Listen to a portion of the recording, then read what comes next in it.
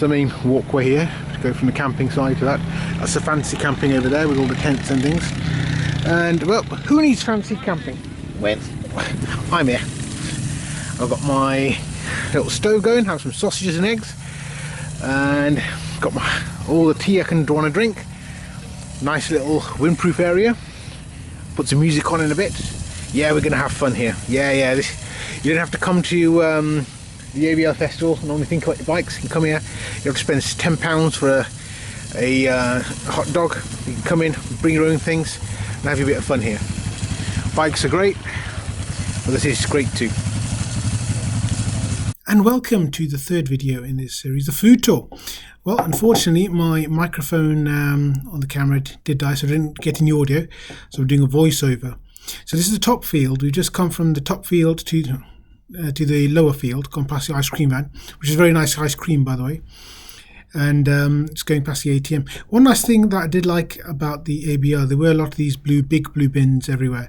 So any mess or anything else you had, it was a chance to go and throw your rubbish away. So whether you were coming from the lower field to the top field or vice versa, eating anything, there's always plenty of place to go. There's also a fair few of these little coffee bars, as you just seen to the right, dotted about. So that was really good. You could go to most places. A coffee was quite easy within reach. Well, the point of this video is actually to go and look at the food and see what was available.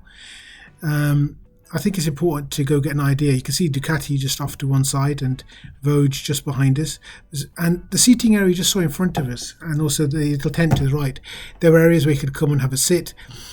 And I think they actually lacked. There should have been a bit more seating, especially come the evening. You'll see what it's like.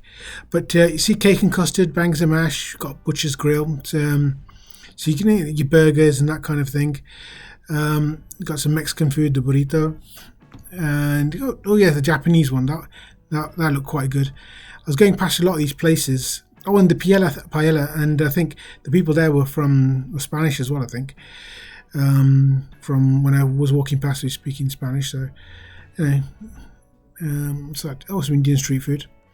Yeah, so when you're going through, there's a lot of these little trailers and everywhere parked. You can come in, have a little coffee, whatever you want to during the day, and in the evening they'd sell other bits and bobs. And this was actually on Sunday morning, well, probably about 11 o'clock, should we say, morning. And you can see, we're just coming into the main spada, the main bar area here now. To the left, it was the first aid and the extra seating. And as I said in the previous video, this is spada bar, so it's the main one. So you can see the big tent in front of you, that was one bar. And you can see another tent right at the bottom, and that's another bar. In each area here, you can see that there are quite a few. I should have actually counted, but I didn't. But you can see the amount of seating here available, and even looking over into the distance, it was vast, seriously big. And the thing is, come the evening, it was packed full. That was the thing that always surprised me. But this was cool. You could come in, have a beer, leave your things with some mates, and come out here, just grab something to eat. So that was quite good. I quite like that. And the selection of food was quite impressive. The range of different foods they had there. You're going past the salt and pepper there. We didn't have our pasty inspector, so I can't say to the quality of the handmade Cornish pasties. But that we're leaving our expert Cornish pasty taster, Saddlebags, his hands. We'll get him out at some point. The Thai food, this one here, this was actually super busy. Every time I'd go past this, there would always be a queue in that Thai place and that Nepali street food. That Thai place, even several people said it was really, really, really good. So the quality of the food, you're getting hog roast there as well. So the quality of the foods that you're getting here, it is very, very high. I wouldn't say it was cheap rubbish stuff. It was actually very good quality. See more bins here in front of you. And you can see a lot of people came out with the dogs and the families. See the kids that's there as well. So I think me and Extra Rider had a hot dog from there, which was quite nice. We've got some currywurst as well, the German sausages. No, I didn't try this. I would like currywurst too. But again, you're coming past, there was just all of these little things available. So that was really good. Coming here just in the teapot in front, and just to the right, just to the left, there was the sweet, what do you call them, the I forgot the word. It's the it's the sweet shop. That's it. So you have the sweet shop just here in front of you. They had like a bit of pick a mix, so you could go out and something really, really good for kids, and for adults as well. You like their pick a mix, especially in an ice cream. I do like a little pick a mix and ice cream. But that the whiskey galore place you saw just there, just in front of you, that was really, really good. We did have something there and had some very good quality whiskies.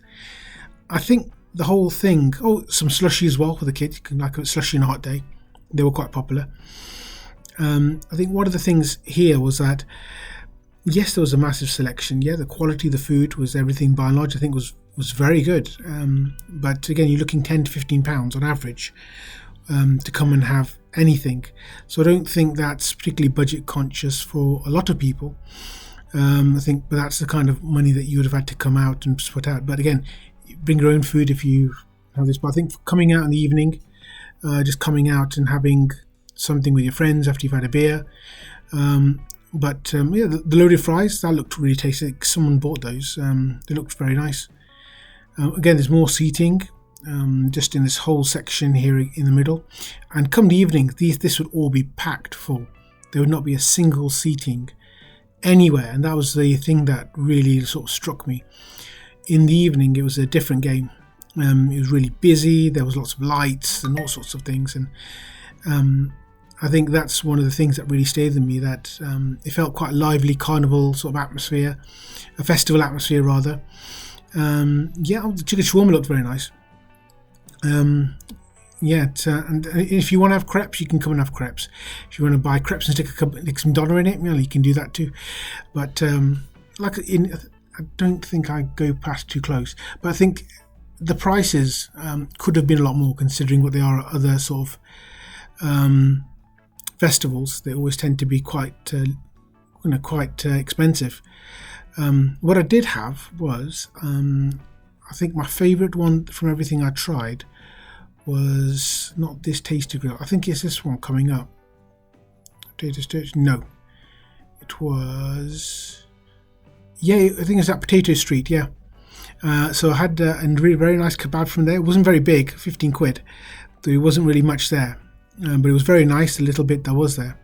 So I think, again, it's you're going to a festival, everything's very, very expensive. Don't expect anything cheap. In the morning, they have the all-day breakfast you've just seen there. They have those breakfast options, and come and get your coffees. But come the evenings, like I said, it was quite different. They do change the menu a little bit. As you can see, a lot of places are still closed. It's more an evening thing. But overall, I would say I was quite happy. I was quite impressed with the effort. There's clearly been a fair bit of planning and thought gone into the vendors here. So I think if you are coming to the ABR and you were concerned about, should I bring my own food? Can I eat there? There is plenty available here to eat, but it is expensive. If you want to budget 20 to 40 pounds a day, if you're going to have about 2 meals and maybe a couple of drinks, that's the sort of thing you'd potentially look at. Oh, this was really cool. I really like this. We went past this Wolfpack little van, and they actually had the beer taps on the outside. Come the evenings, you can sort of see it. And if you look, I did have a little look inside, and they had all the beer barrels and pumps and all that kind of thing, everything inside. So that was really something quite cool and funky. So I was having a little giggle with that. I thought that was it's a cool gimmick. It was a cool little thing. You can see there, and so that was quite fun. Going along, it's a silent disco here, and this is where it really ends. And you see a little seating area to the right, and the teapot just over there on the right hand side. But yeah, that was about the end of it. See more people with the dogs and their family and their kids. But overall, I think if you're coming with your family, coming with your kids, there's plenty, sections for everyone. Something for little kids, burgers and chicken nuggets and pizzas and things.